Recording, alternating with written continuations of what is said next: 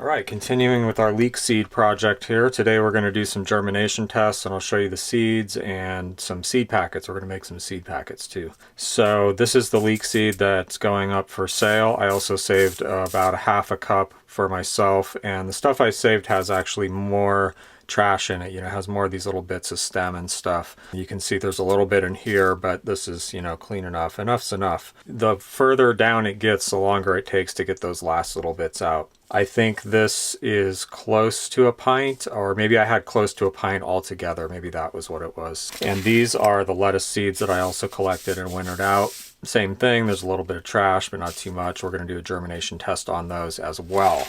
I also did a type test because I had a lot of wild lettuce growing in the garden, and there's always a possibility that they'll cross. I've never had it happen, but this year I just had a particularly bad weed year because I didn't maintain things. Now this test is not a germination test, it's more like a type test. So I just want to see if these come up true to type. I know exactly what they look like when they get their first true leaves.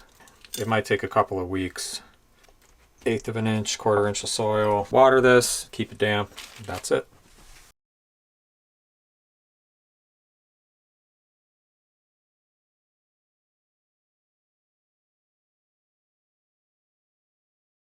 So they look really good. I just wanted to grow them out, make sure they look true to type. They're starting to turn red. This is a red oak leaf lettuce. It's starting to take the shape.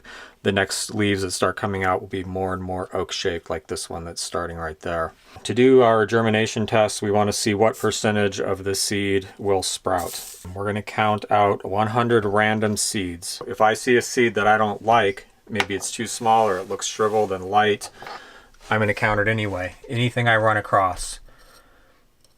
Because the point is to get a random sampling of what you're going to get if you buy seed from me. Dang it, I lost track. So I'm going to concentrate on counting these seeds now.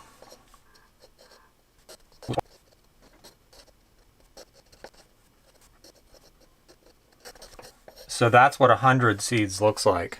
So you can imagine a teaspoon of seeds is going to be a lot of seeds, maybe even 1,000 seeds. We're going to put it on here. This is a wet paper towel. It's not soggy, but it's wet.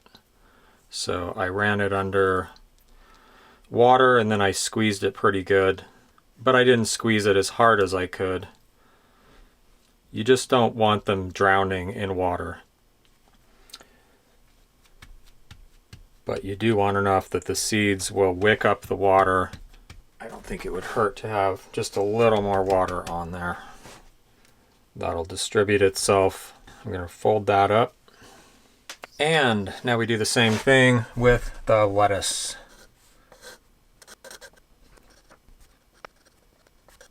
There's a dud right there. Gotta count it though.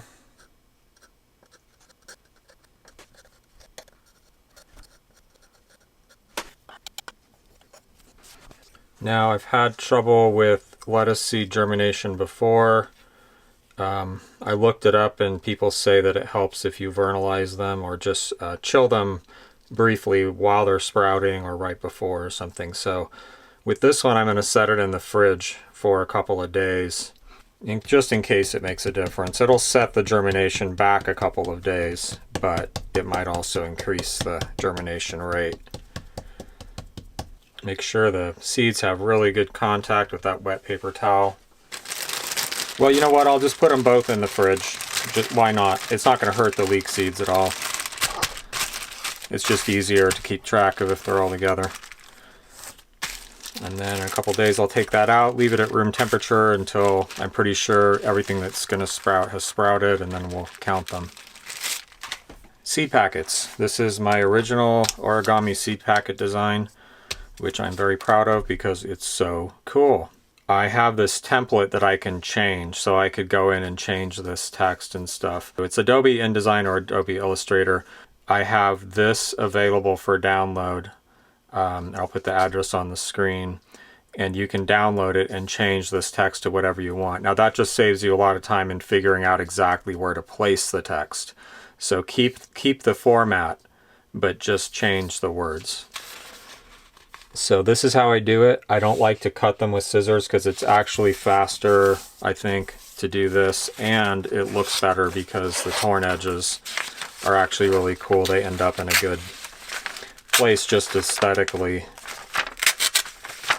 And it's pretty fast. Once you get it down, it's fast. And also the cuts need to be super accurate. So you would have to fold it or measure it very carefully anyway.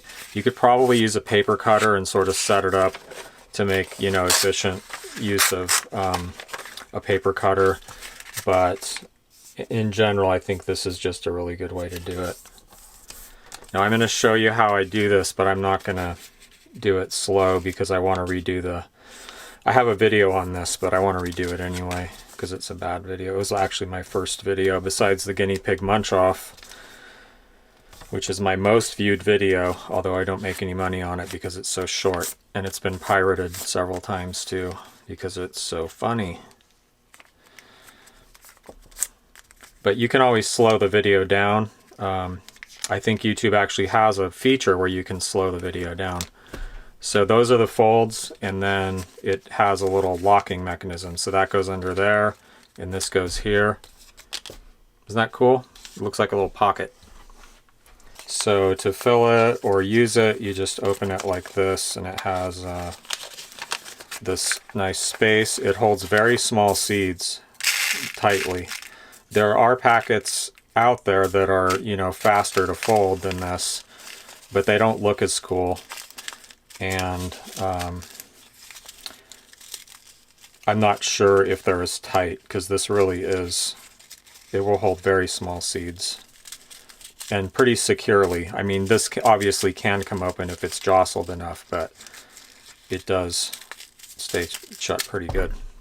There you go. That's it. I need to make a whole bunch of those. I will just sit down some evening with a movie and fold, you know, and tons of these. I folded thousands and thousands of these. It takes me, I believe, about 1 minute to fold each one. And I'll put this in the fridge and I'll see you when this is germinated. We'll count it, get a good idea of the germination rate. I'm saving apple seeds. I have quite a few in the fridge and quite a few more to save. Mostly red-fleshed apple seeds, but some other ones as well, like Gold Rush.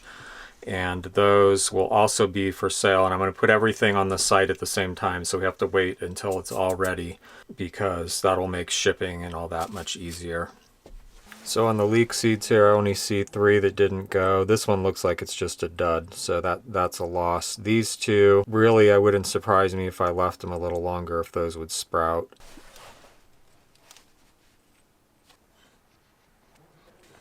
Oh, that's actually a shell. Okay, yeah, that's a problem, getting some shells in here. So it's real hard to count these because I think some of these are just shells that fell off. You can see this one here. It has a sprout, but there's no black, right? So that's probably one of these shells right here. It's above 80% though, even if I were to count all of the things that seem to be loose like this. Some of them are definitely seeds too, so that's kind of, I find, typical of lettuce. It's a little uneven in germination, and I kind of expected to find some duds in here. I'm just going to call it 80 plus because it's just not worth my time to screw with this. Or I think I would have to do it over again, is the truth, and I'm not doing that. So let's just call it 97 and 80 plus.